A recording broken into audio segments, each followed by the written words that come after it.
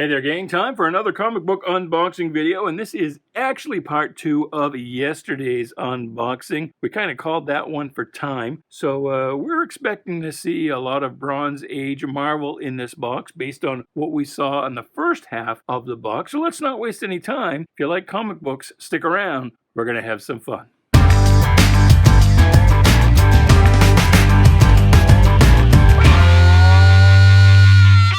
Hey there, Bobby. Welcome to Shanghalla. My name is Duke, and this is a comic book unboxing video. And yes, indeed, it is part 2 of yesterday's box. You can find that video in the history. And let's not waste any time. Please do like, share, subscribe, comment, do all the groovy things. And let's see what else we have in this box. And as always, I am going to be grading these for sale on eBay. The seller name is .com Comics. And, gosh, I don't know. Hulk 172, this one is, I don't know how well you can see it on the video, but this one, it's, I don't want to say grimy, but it definitely has a nice patina to it. Let's say that. And you can see here on the back, it's kind of browning. And with Hulk, I think by the time you get to the 20-25 era, you kind of want those books to be higher grade. I mean, yeah, Hulk 181 you could sell in any condition, but these, I think they want to be kind of higher grade, to get what we're looking for to get out of the books, which is, at least $10 each in order to be worth selling as a single. And I'm almost wondering if I might pull this book and set it aside to be sold in a multi-book lot where we will combine, 3 or 4 or 5 or 10 books or however many it takes to get to a lot that we think will close for $10 on eBay. I don't know. Here's a, now this one's a nice book. This is at least probably going to be a 775. But there's Hulk against the Abomination and a Rhino. We got 2 of them. That's cool. We got 3 of them. That's even cooler. 168 against the Harpy. The the Hairy Beast Menage a Trois action here with Wendigo in the monster sandwich between Hulk and Sasquatch. So there's your gay monster erotica cover. Submariner number 2, Captain Marvel number 33 with Thanos. So that should do okay. What If number 1, it's a book we see quite a bit. Howard the Duck number 1, and there are a bazillion of those out there. Avengers Annual number 7 with Thanos, so that does well. That does very well indeed. We saw this in the first half of this box, Marvel Team Up number 65, first U.S. appearance of Captain Britain. John Carter, Warlord of Mars. Now, this is one that doesn't really sell that well at all. Then this one looks like it's, maybe a 7.5, could be an 8. I'll decide when I get around to the actual grading. But this might not bring $10, although it could. I mean, sometimes it seesaws. It'll surprise you. Sometimes it'll get 20 or $30. Sometimes it'll get 5. It sort of depends who happens along during the 5 days this is active. But other than number 1, the rest of this series really needs to go into multi-book lots, and even then kind of needs to be fairly high grade. Here's another Howard number 1. See, I told you there's a bunch of them out there. Here's Tiger Shark, Submariner number 5. Nice John Buscema cover. Number 6. Number 10. Against the Barracuda. Barracuda, that's a song, which I did not just sing properly.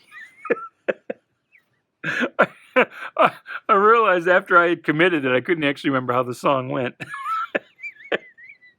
I tried to fake my way through it. It didn't work. Submariner, what says that's 2? No, that's 3. That's 4. Here's Captain Marvel, number 30. This looks like a first print of Batman the Killing Joke. Let's take a look here. I don't have my reading glasses on. Hopefully I'll be able to see that. Yes, first printing. The first printing. I think this is also going to be a first print. The green is generally first print. Generally what happens, if you're not familiar, then this is the special prestige issue where the Joker shot Batgirl Barbara Gordon, and she was crippled for a good 10 or 15 years in the DC Comics continuity, maybe close to 20 as Oracle. And then they finally decided to do a change during one of their frequent company-wide, line-wide reboots. They put her back in the Bat costume and just kind of hand-waved away the time when she was crippled. It was like, oh, well, she got better. But that's the big deal about this book if you're not familiar. And it has several printings. And usually you can tell by the color of ink on the title here what the printing is. I don't have them all memorized. We saw this book in the last box, Captain America and the Falcon 217, Showcase number 60. There's a nice book featuring the Spectre. And unlike a lot of the Justice Society Earth 2 heroes that they revived during the Silver Age at DC, like the Flash and Green Lantern, Atom, Hawkman, Spectre, they just kept on trucking with the Earth 2 version, completely unchanged. And I've always wondered if they had chosen to reboot the Spectre as they did those other characters. What do you think? What is your speculation? How would they have done it? I mean, because you would think it would have been much different.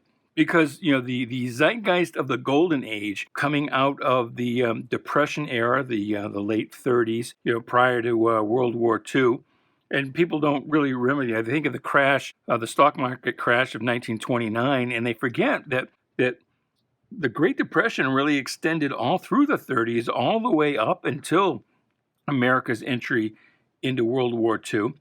But again, that era was all, because I guess people felt powerless, in that era, that age of uncertainty. The superheroes were all about taking justice, taking the law into their own hands. Men of mystery, men of action, righting wrongs with their fists, just taking that direct action. Whereas, by the Silver Age, the late 50s, early 60s, America was on an economic upswing, and the baby boomers were coming along, and everything was all about science and technology and the right stuff, and a positive, almost utopian outlook in the future where men could master anything.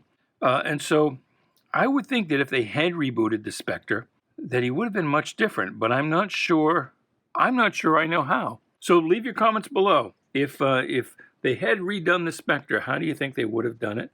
How would you have done it? Here's something that has been done by replacing Moon Boy with a Moon Girl, but here's the original Devil Dinosaur #1. Fairly early Tales of Suspense with Iron Man.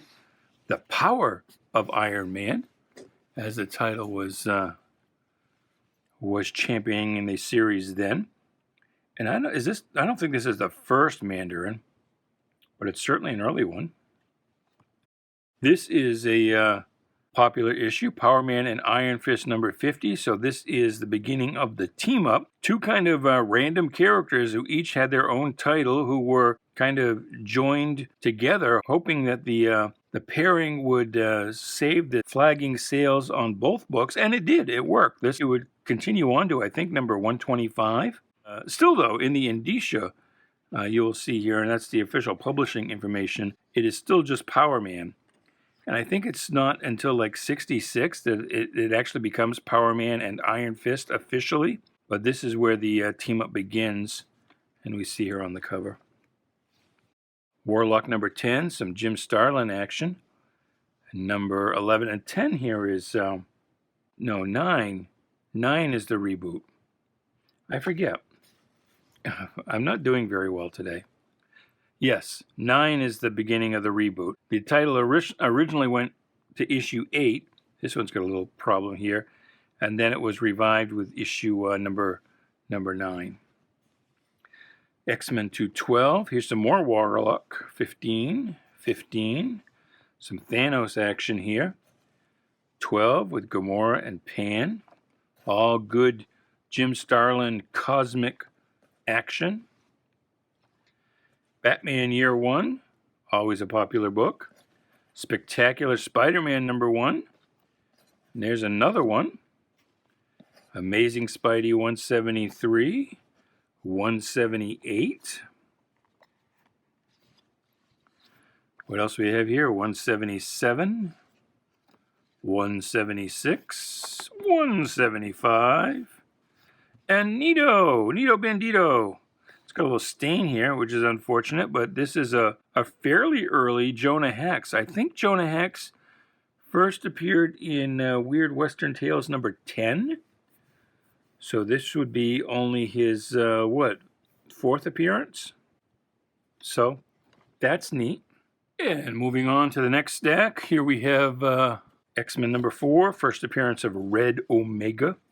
Another John Carter, Warlord of Mars #1. We've seen that already. And there's another one. Here's another Spectre, #60. Here he is again in 64. Red Sonja #1. This book does not do as well as you might think. And I'm not sure why that is.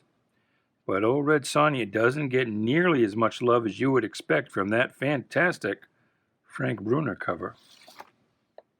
And she also, before she got her own series in her own name, she appeared in a Marvel feature.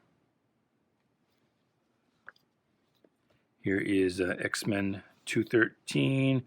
There's another Marvel team-up with the first Captain Britain. Here's the classic Mike Zeck first Punisher series. There's #2, #3, #4.